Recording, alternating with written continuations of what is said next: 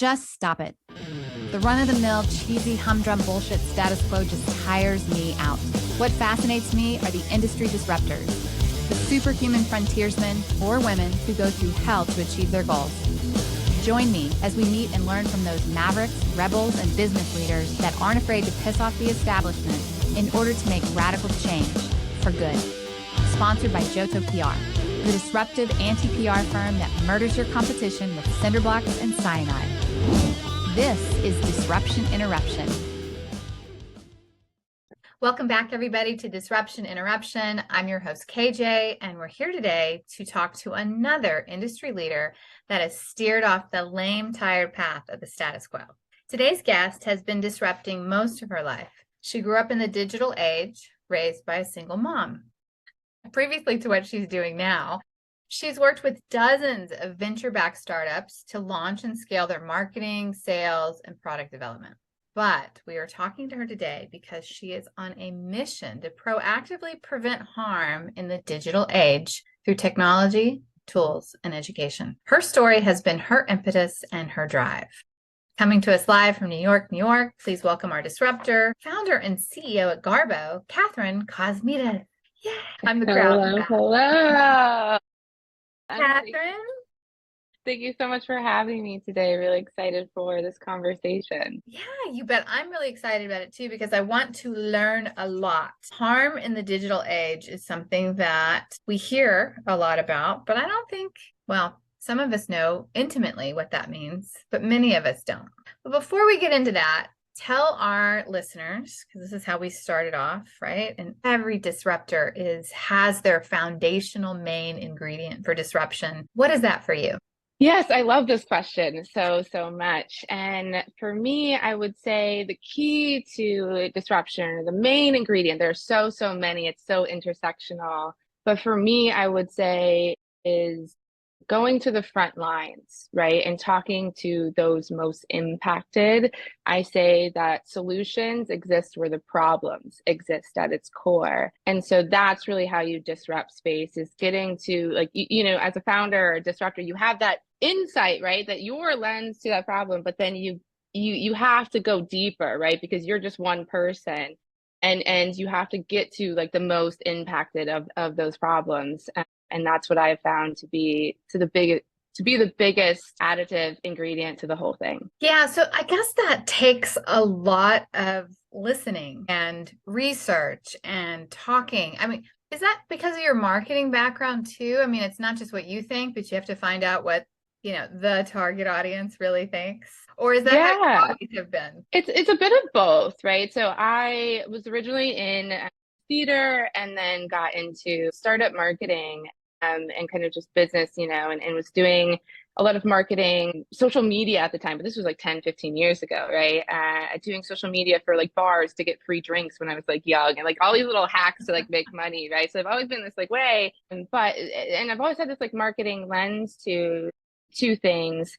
But it's really is like I've always wanted to solve problems, right? And so for theater, right, everything, every moment, every sentence exchange between two characters is a problem, right? They're just solving something. And so, you know, maybe it comes from that, and then going into marketing and you know, I was on the B2C side first.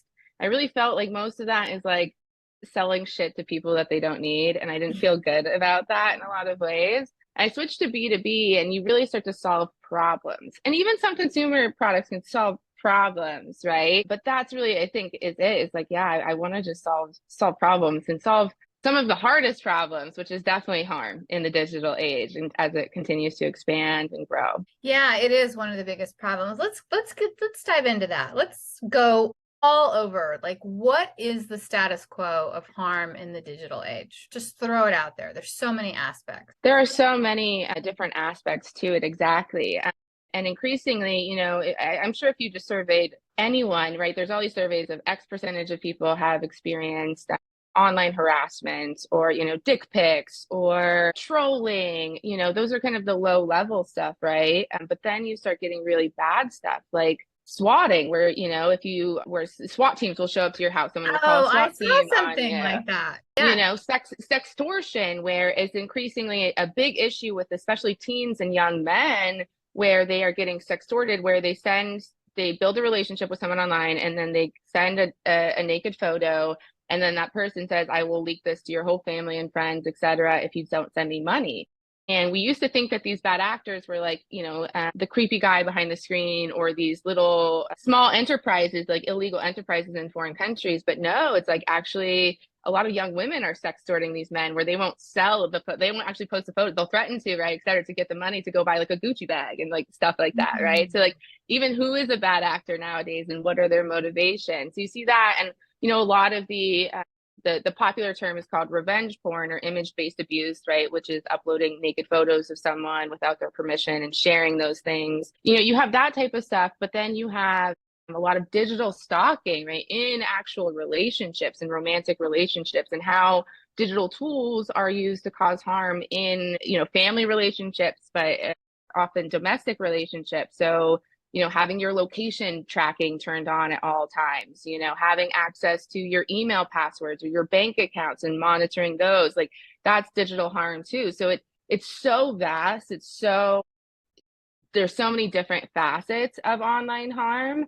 And so it's really about what area you kind of have to focus on, right? Because there are so many different issues happening. There are so many. Which part are you most passionate about? Mine is really definitely human to human harm, right? So I'm not interested in the financial fraud that businesses happen, right? And all of that kind of stuff. Like, I don't care. There's enough right? out there handling that. I say I'm about people, not platforms at the end of the day, right? I'm about protecting people.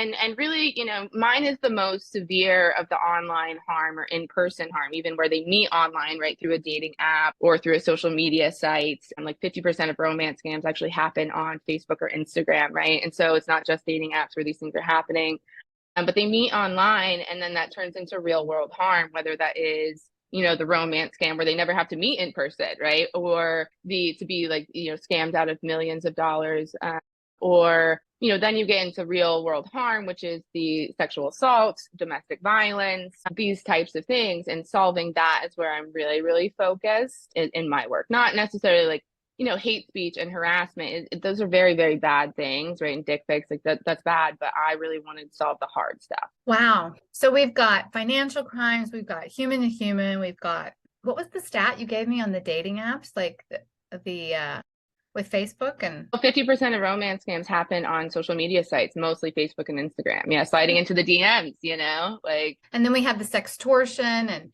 what are dating scams? There's so many, and they're getting more sophisticated, right? We all knew the like Nigerian prince scam, right, back in the day, and stuff like that, right? We all got those email threads, and like, and it's just more sophisticated versions of that. But really, kind of like I said, these low level enterprises almost, where it is workers, right, who are employed to romance scam people a lot of the time, and they build these deep relationships with these people, right? It's not just a flip of a switch, hey, send me like money, invest in this crypto. It's like, no, they really get the other person to fall in love with them, right?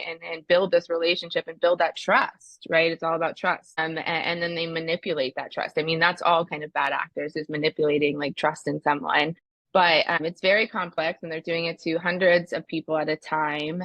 And so, yeah, that's a big one in the financial side of things. Yeah. And does it all come down to money at this point? Like they're trying to extort money from these people? You talk about sextortion and then the dating scams. And well, it's interesting because, if you look at even just like actual, like in person, like in a romantic relationship, not abusive relationship, is 99% of domestic violence victims will have financial abuse involved, right? So it is always like kind of goes back to money and controlling money, right? So, and financial abuse can look in so many different ways, right? It can be, getting you fired from your job, not letting you go to your job, making it difficult to do your job, monitoring your bank accounts, not letting you have a debit card, right? Like, women didn't used to even have rights to bank accounts and stuff like that back in the day, right? So like it was kind of forced financial abuse.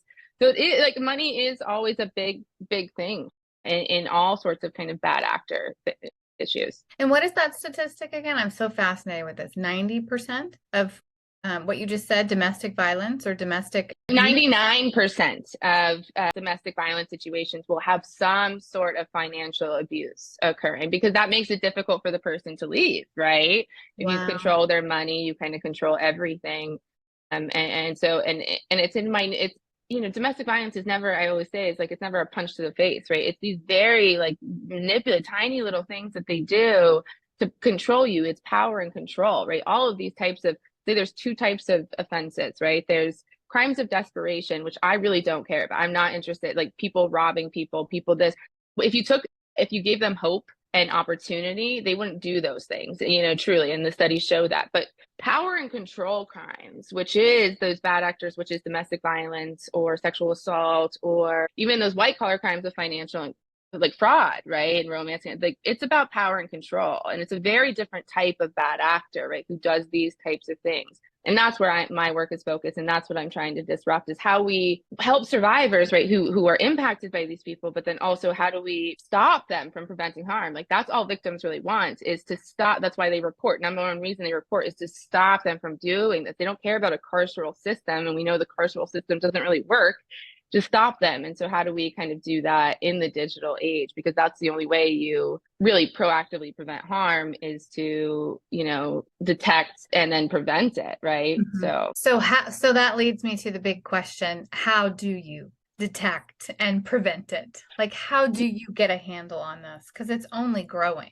It's only, yeah, it's really only growing. And because it's unchecked, right? So if you look at the criminal system, which is I think how we think, right, this should be handled, right, is someone should be arrested for stalking someone digitally or sending out naked photos or these types of things like online harm.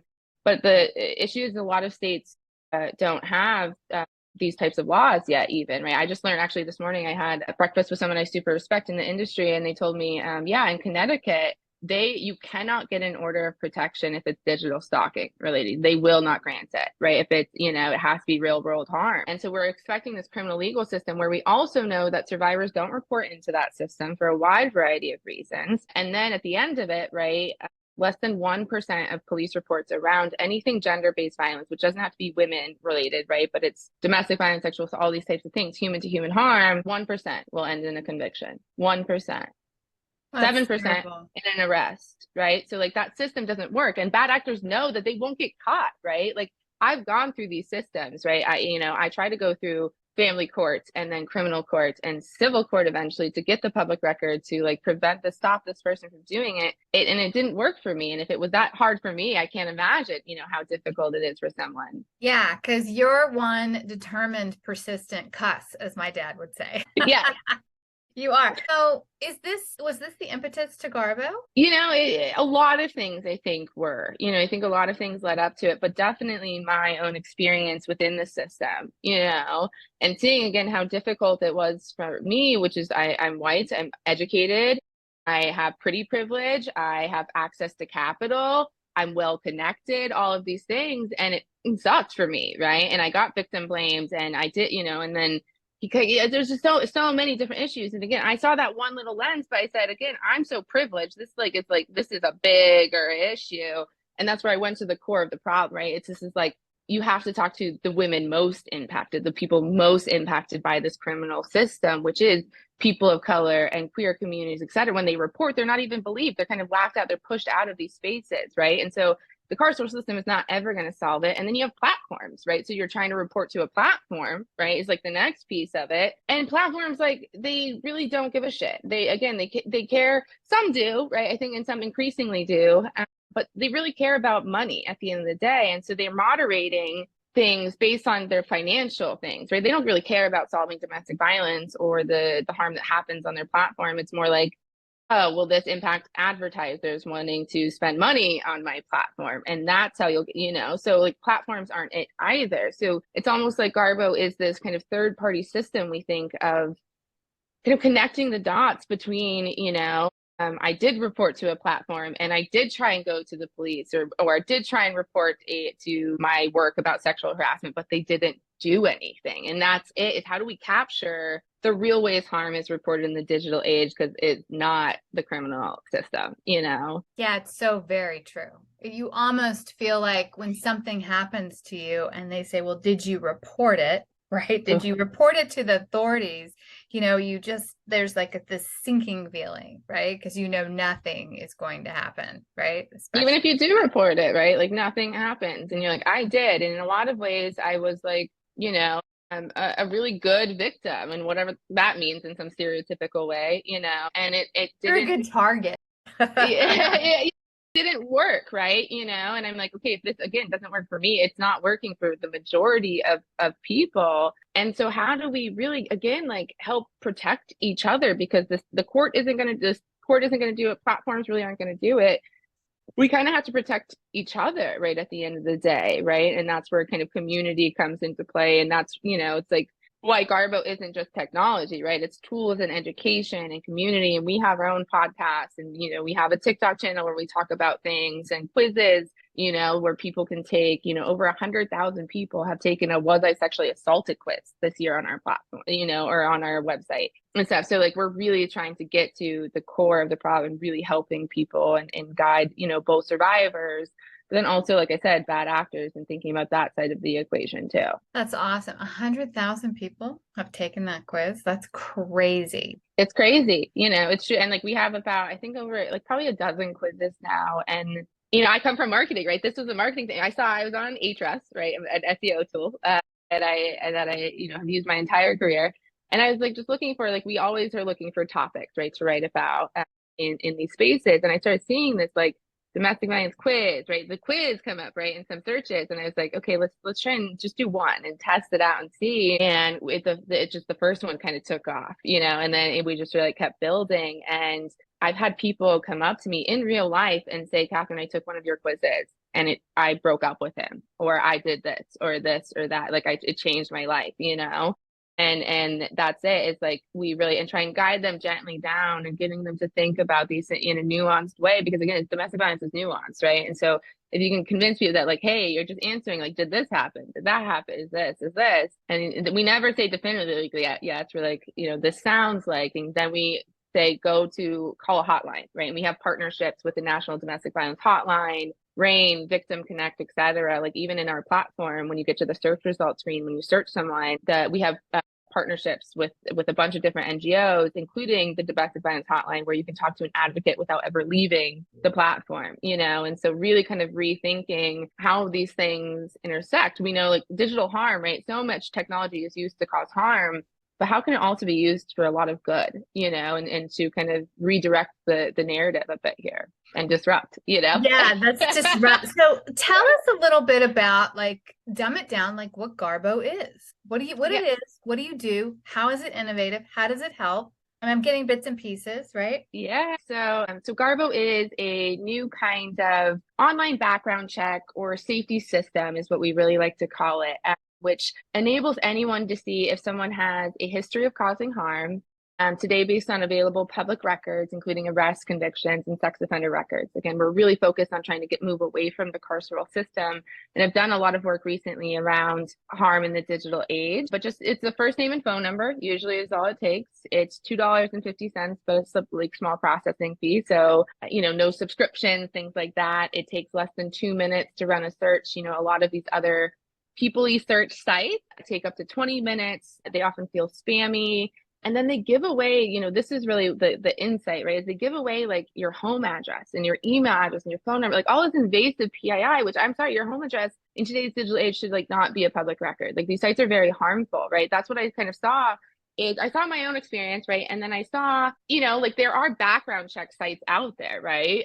So you have county sites or government sites. So in New York, you can run a background check on someone with their full name, their full date of birth. Oh, and $95. And I was like, you kidding me? Like, that's insane. It's not a public record. If it's 90, who in the public can afford $95, right? And then I saw these people search sites, right? Which, Spokeo, Truthfinder, Instant Checkmate, like, if you Google anyone and they come up, it's like, we found record, like, oh, it's like very, yeah, like spammy experiences. And, they claim that they have criminal records, right? Which is the number one reason we surveyed a lot of people, right, in the early days of Garbo. And a lot of people say they use these sites mostly for the criminal records, right? They say they have criminal records. And we ran a bunch of tests, right? Got like criminal records from all over, and sex offender, like all over the US, and ran them through a bunch of these sites, right? And then found like 90% of them did not have like any criminal records on them that we had access to, or they had, like, I came to find out years later, is like there was also this data dump in like 2004, 5, somewhere around there,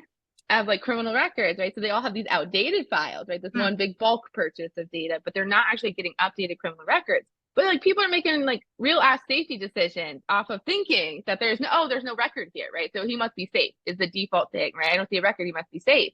And that false sense of security is so, so dangerous with that. And so what we found is, like, when we started talking to online platforms, with our partnership with Tinder, right, how that kind of came to fruition was, we started talking to platforms. They're like, we've wanted a safety solution in our background and we've looked into these things, but like, we don't feel good about what's out there, right? Because of the stalking issue with it, of giving too much information, right? And so we were always focused on how do we, find the balance of privacy and protection in the digital age, right? Like, and it is nuanced, right? But that's why we're really focused only on the reporting of violence and harmful behavior. So even in the arrests and convictions and sex offender records and orders of protection that we're adding and all these other things, you're not going to see these like non-violent crimes like loitering or selling marijuana, right? We know 42% of those federally incarcerated are there for drug-related offenses. Like, that's not a harmful person. That's again, that crime of desperation, right? Like, if you took them out of that system, you probably wouldn't do that, right? And versus, less than 3% of gender-based violence offenders will have a record that can be found by a traditional background check. That's crazy, because they aren't reported into these systems for, again, a wide variety of reasons. And so that was the innovation. That was like the disruptor, was like seeing that they had too much information, but not the right information, right? And so we started with that core of allowing consumers to search each other, right? Which is like a limited information and stuff. And we're really, trying to bring together people, platforms, and policymakers really are the three key pieces in all of this. Because, also this year, there was a big influx of stupid legislation around requiring, or at least requiring dating apps to say very boldly whether they background check all users. Everyone wants to background check all users, right? Like that was a big thing that we really, had to stop kind of this year and like tell like the whole industry, like, please don't do this or think about doing it, like complex, right? Because if you background check all users, sounds good in theory, right? Like, oh, it's safer, right? Whatever. No, right? It captures less than 3% of gender-based violence offenders. And for women who have records, domestic violence records, we know that 94% of those women are victims, right, of domestic violence. And so they're getting caught, right, to go to a dating app because, and so you're saying survivors can't find love because they have this charge on there, right? If you just do it on this algorithm, just like on these high level decisions. And so really kind of, but there's legislation being passed all over the US around these dating apps and background checks. And we're like, no, it's a false sense of security. I say, honestly, if I would have done all the things that white men would have told me to do this year that they thought was a good idea around background checks and like badging people, you can opt in and like pay for like a badge, like to get like a look at the identity verification fiasco on Twitter. Okay, that just like shows that like it's like I knew that this was going to happen. I said it because so many people said this to me. I was like, it's so stupid, don't do it. It's a good guy badge and you have no idea if that person is like a good guy or person or whatever. And so we're really trying to get the industry to kind of think about how they can really stop and actually prevent harm, right? And it's, again, not in the criminal system. And so we're really excited about kind of what's coming next, right? You think like we've disrupted the space so far, we're really just kind of getting started in all of it. Amazing. So you pay $2.50 or a couple bucks, right? And you can put in the name and the phone number. And you're going to get, and this is for people that have committed violent crimes or sex crimes, or is it like harassment too? Like what? Harassment, any human to human harm, right? Is like what we're really focused on. So is it harassment, included like sextortion online? Like anything on, yeah, exactly. Anything is considered. And we have defined violent and harmful. Like we have a whole advocacy council composed of gender, racial, and social justice experts who have helped us define these things of what we do and do not show on the platform, for example. What does it not bring up? So, definitely none of the invasive PII, first off. So no home addresses, no phone numbers, nothing like that. No dates of birth, like all of that kind of stuff. No, you're just going to see those violent arrest, conviction, sex offender records today. So it's like also no, the loitering charges, the sex work charges, right? Being in sex work, right? a lot of traffic tickets, right? None of those are showing up because those often just make people like make more biased decisions, right? Yeah. Rather than actually But prevent often harm. harassing if they've been Oh, yeah, if they've been caught, right? And that's the issue is like today is like if they've been caught by the criminal system and it's so little. So we're like, again, focused on kind of what's next. But yeah, it's the fastest, it's the most affordable. We give away a lot of free credits. So we have partnerships, like I said, with Tinder, with Match.com, with Stir, HUD, Roomy, a bunch of apps out there, mostly in the dating space, but some other spaces too, where they can get free credits, right? So if they come from those, and we give away, if you reach out to me and we give away free credits to anyone who asks. We have the earn free searches, like through referring friends and stuff, because we, again, try to make it like safety should not be siloed to people who can afford it, right? Like it should be accessible to everyone. That's like a mic drop. Exactly. That's it, and that's what we saw. It's like $95 in New York for record. Like, are you kidding me? You're kidding me, right? Yeah. Are you kidding me? Okay, so tell us about your story. Do you mind? Yeah. Tell us. Like this is really very real. You obviously come at it from a place of passion. You've taken something that has been, wow, could be devastating to something that you're doing something about. Yeah, and I feel like I've always kind of been resilient, is what people say. Like, Kathryn, like life has knocked me down multiple times, in my life. I'm a multi-time survivor of gender-based violence from being a child, right, and into adulthood. But all through that, I explain. This may sound like a stupid question, but gender-based violence for people that don't know this term. I'm so glad you actually said that, because I think a lot of people do think they know what it means, and they often think it's only to women, right? That it's gender, so it must be only women-based violence, and that's definitely not true. So gender-based violence encompasses anything that has a disproportionate impact or is influenced based on your gender, right? So it encompasses things like sexual assault, domestic violence in a household. And domestic violence often not just between partners, but between family members, right? Like an aunt and a child or whatever. That's also gender-based violence. A lot of the online harassment, online harm, sextortion, the revenge porn, right? This is all gender-based violence. Okay.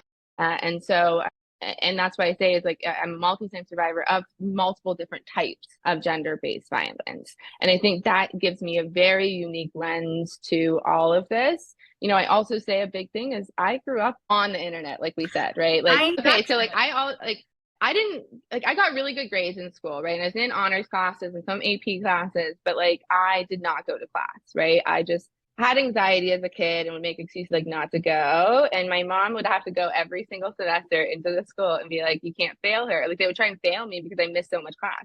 But I would have like an A or B. So they're like, you can't really fail her if she's getting A's. Like, make your classes harder, right? Maybe she'll show up and like go to them. So all that time that I was at home, which my mom knew I was at home. It's not like I was like ditching like be crazy. I was at home online, like on back in the early days, like Neopets, right? And then you had like Ruinscape and Gaia Online, and then you had things like MySpace, right? And I say on MySpace, this is so not like it, but that's, again, it gives me this lens, is like I had like, I don't know, over 20,000 friends on MySpace at like 13 years old, right? Like, and doing like the scene kid stuff, right? Like I was very like into like MySpace and stuff. And I remember one day my mom found it and she was like, is this, like crazy. She's so bad that I had all these friends, like you're talking to strangers online, stranger danger, right? Online. This is like early internet, right? And then she made me like delete it, but I had a fake one. I just deleted the fake one in front of her. Like, again, parents didn't know, right? Right. And so like, and even my mom used to try and like back then you could track someone's cell phone, but you could just ping it, right? It wasn't a live location tracking back then. And so I would throw that shit in the bush, leave it under a trash can, right? I was like, when I was at school and I was being like that, or, whatever. It's like, and that maybe is like, again, but I was like doing really well and I was really into theater, right? It's like my big passion. And, I was getting paid by the school district to like do lighting design, all this like stuff, right? And so I was also very entrepreneurial, which I didn't have that word, right? I just, that word was I actually never heard that word, I think, until college, because it just wasn't a thing, right? Like in low level households or like middle income, family, and like, middle America is not, like a term that you hear, but that's what I was, right? Like I had to sell candy bars to go on the Disneyland trip because my mom couldn't afford it, right? So like you had to hustle. How do you sell candy bars? Well, like sorry, you be a flirtatious young little girl and you'll sell a lot of candy bars to a lot of weird people, but like you'll do it, right? But I learned these things, and that's also like market it, right? In a way, right? So you kind of see these things happen. It's like I was forced to do things, and then got to college. I was studying theater in college, but I switched over I started being on a board of a theater. As the youngest board member in their like 80-year history. And really wanted to do like nonprofit arts administration, right? I didn't actually like being on stage. I was always behind the scenes. I love being in charge. That's another big thing. I love being the boss. I'm not meant to have a boss, right? So that was kind of a thing too. I got fired, or like I would quit right before they fired me, like for a lot of jobs, right? And stuff. But like I said, early on in this conversation, I said, I started doing social media for like bars because I couldn't afford to go out to drink with my friends because I was broke, right? And so I was like, well, I kind of like know social media, right? Like I'm good at it. I've always done it, kind of like this thing. And let's just like ask if they'll do it, right? And they did. And I was like, if you don't have to pay me, you just have to like give me $100 bar tab every week or something like that. And they would do it, So I got like, so I was doing these things, but then it was really, I applied for a job on Craigslist, actually, right back the day when you should do that. You should not do that anymore. That's a scam, right? But back in the day, it was still legit, and it was for like the social casino gaming company startup when I had graduated college and was kind of a little lost. And it was for a community manager position, which was like social media and customer support tickets. And I say that is also foundational to have that connection on both sides where you're both selling, right? And that's when they used to give social media to interns, right? I was like 22 and I was like, they had 1 million followers, right? It's like games and stuff, but they're all older people who had no idea about internet, anything. And then customer support, right? So they're all happy on this side and then very angry on this side. And you kind of see both sides of it, right? And I guess like being so close to the customer, and maybe that's where the disruption came. I saw the problem. I was talking to the customers who are facing the problem so often that's where I would find innovation. Oh, they like this thing, if I say this, right? Instead of automated customer support tickets, I wrote every single one by hand, every single message by hand.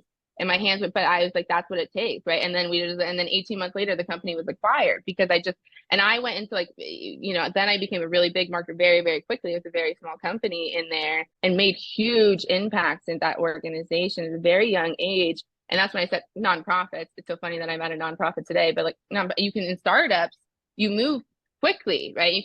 I don't believe in the move fast and break things because things are often human lives, right? And you should not be breaking those. But if you can move fast and make decisions quickly, but have, that's why we have counsels and I surround myself by wicked smart people. This is not the Kathryn show. Kathryn is connected by really smart people who know their shit about all of these very nuanced issues and things like that coming into it. So then, I get into this, I'm really excelling in my career. I love it, I'm on boards, etc. And then actually I met someone on an online dating app and I very quickly found myself in a very abusive relationship and situation, and every kind of form of abuse, a lot of the ones that we've talked about today. And I was very lucky to escape about 1.5 years later, thanks to some friends and family members kind of coming together and helping. And I thought it was done, over. I was like, okay, I can move on. I escaped the situation. I kind of like midnight moved out of the situation. And no, it started a whole campaign of stalking and harassment against me, which is pretty normal to actually, come to find out. You don't know any of this in the relationship, but now that I'm kind of an expert on this topic, it's like that actually is the most dangerous time of any domestic violence situation, is leaving, right? That's where fatalities happen. That's where and it takes an average of 7 times for a domestic violence victim to leave the situation. I had kept trying to leave. Like, it was crazy, right? Like, I had kept trying to leave, and, he had a family member die in it. And so you kind of feel like, oh my God, sad. And then this, they promised the world, like all sorts I kept trying to leave. And then finally, thanks to some other people, I was able to leave. But, everything from emailing, calling and texting, harassing me. And I just kept changing my number and I didn't know how he kept getting it, etc. To then, emailing my coworkers and bosses a lewd video, to then really going and posting on all of these revenge websites that were like liarsandcheaters.com and exposedpsychos.com. They are pretty dead now because like they have been reined in quite a bit. This was like 2017, 18. And he posted on all of these sites, and he is a quote an entrepreneur, like, and does know kind of like marketing or SEO, right? And he wrote them to rank #1 on my Google search results. It had my name, my title, my coworkers' names, like my jobs, like, and then said I was a drug addict and I cheated on him and beware, like all this crazy ass shit. And someone just messaged me, he was already doing the shit to me, but someone messaged me, a friend, and said, have you Googled yourself lately? And I was like, who the fuck Googles themselves? Like, no, but I did. And then just dozens of these posts ranking #1 on my Google search Oh results. And that's no. really where I was like, holy shit, this is my life online. And my life is online, right? We've established I like am a digital native and my life is online. And now he's ruining like all like this is so bad. And I could publish all, like in different publications at the time, et cetera. It's like people know me. What a psycho. Yeah. And so that's where I was kind of forced into the justice. I never wanted it, right? I didn't want to go to the justice system. I hate the justice system, right? Like I'm trying not to call it the justice system, but I'm trying to call it the legal system because it's not just, right? In any way to anyone. Justice. And you got no results from that. I mean, I did, right? Like I got the order of protection. He violated it. I got him, like he was arrested, right? And then crazy, like, which is so much privilege to like what happened in that situation, but he was arrested, right? And then he got like convicted, but like he was arrested for 3 felonies and 2 misdemeanors. And then he got, and I shouldn't be talking like, right? This will all be used against me in the court of law, I'm pretty sure. So, because I'm still in this, right? I'm still in a suit with him, right? Because he was convicted of disorderly conduct, which in New York is just a violation, right? So like you see the crime funnel happening, right? Which is where you actually did this, but you get off with this because he was a first time offender, but in New York.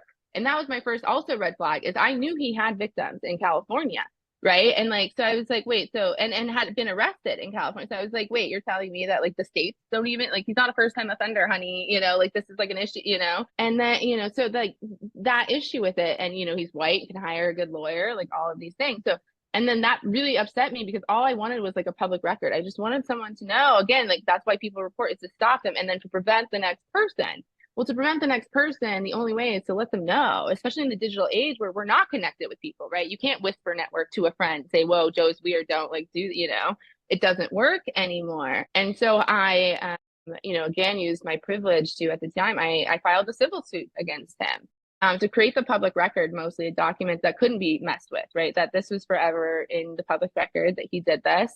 And he countersued me, I think, for like multi-million dollars full of you must be lies. Super effective for him to try to stop you. Well, it's like, effective in life, right? Like, why would anyone? That's what they do, right? That's what they're bullies, right? At bad act, and they will try and intimidate you, right? And this is the whole game to him, like, right? He just appealed to, the Supreme Court of the United States on the family court case. The Supreme Court, I can't make this up, right? And I probably shouldn't be talking about this, but we have to talk about this real time, right? Because this is my life, right? And he won't stop because he thinks that he'll win, right? That investors won't invest with me because I have this like thing on my shoulder, right? This, this court case. And he's spread all these false lies about me in these public records that say like, I did cheat on him and I did do drugs when it's like not true, right? But like, you can just lie, right? And, and eventually you run out of money. Most victims, like it's very expensive to sue someone, right? Like the whole, like, just get them arrested. It's not only financially expensive, it's very time consuming, right? To go to court and to do this, to do time that. Is money. Yes. Time is money, right? And so, that's the whole thing of like very victim blaming, right? But I'm like, you fucked it with the wrong person finally, right? And like, I truly say, I was like, I have nothing to lose, right? I get death threats probably like every other week, but from like Garbo, right? Like, because we won't take bad men off of it. And like, or like, okay, like, I don't know, like I go to jail for like some weird shit. I don't, like anything else in there, I have nothing to lose, right? Yes, I like my, nice espresso martinis and living in Manhattan, etc. But like, I'm fine. Like I've been poor before. It's like that, I know how, it's like, I can do that. And so I'm willing to really risk it all to like bring about change and disrupt these systems in so many different ways, and using my case and my privilege to do that. Well, there is definitely a pent-up demand for it, and that is part of the disruption definition, right? And there's been many catalysts that have spurred this on, but even with more people being online, even more in their lives since COVID, I think you just have the perfect storm for Garbo. Thank you. Thank you. That means a lot. Kathryn, how do people get a hold of you? Yeah, so our website is www.garbo.io. It's a little weird, different one. And then, I'm on LinkedIn. It's the best place for me personally. And, always reach out. I advise a lot of startups, early stage companies. I'm happy to, if you are a disruptor, want to disrupt something, I am happy to kind of give you a mini blueprint of how I've done it. You need free search credits, like reach anything that we can do to support, the community. and people most impacted. We're here to do that. Again, I'm said awesome so many times during this podcast, but that is awesome. I love how you give back. I love what you're doing. I love how passionate you are. I love that you can speak to it so well with so much knowledge and statistics. So guys, reach out to Kathryn. She's definitely very willing to give back. Kathryn, thank you so much. Thank you. That's a wrap, everyone. If you learned something today, go tell someone about this podcast and tell people to go disrupt their markets with a tidbit from this show. Thank you for listening to Disruption Interruption, where we transform lives, change consumer behavior, alter economics, and never accept the status quo. Ciao for now. Because we live in a highly litigious society, with America being one of the top litigious countries in the world, here's our legal disclaimer. This information is not intended to be a substitute for professional public relations or legal advice. Do not disregard seeking professional, legal, healthcare, or financial advice, or delay seeking professional PR or legal advice because of something you have heard here. Contact an attorney to obtain advice on any particular legal situation or problem. Use of this podcast or our website or any of its social media or email links do not create an agency-client relationship between Johto PR and the user.